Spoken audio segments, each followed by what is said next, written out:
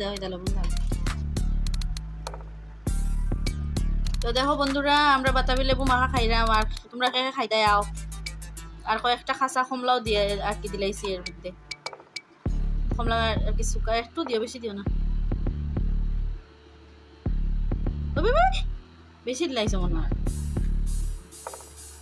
তো দেখো বন্ধুরা তোমরা খার খার দেখে লোভ লাগে, দেখো আহা কি সুন্দর। আর এই যে এই কমলাগুলো আর কি খাসা কমলা, তো এর মধ্যে দিলাইছি।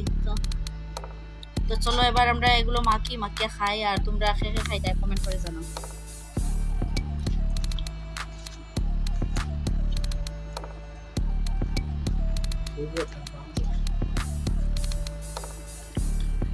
দেখো স্যার লবণ ঠিক আছে নি? চামচ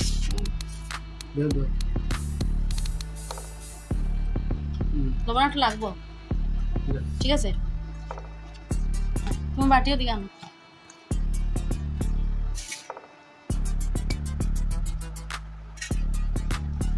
কমলা দিতাম নি, তুমি শুকা খাইতে বলা খাম না। দাঁড়া দাঁড়া দাঁড়া,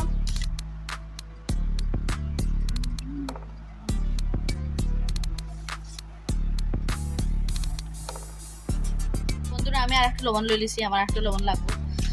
তো লইয়া তোমরা খেয়ে খাইতে পারলা কমেন্ট করে জানাও। এখন তুমিও লবণ লই, আমি কইছি আর একটু লাগবে।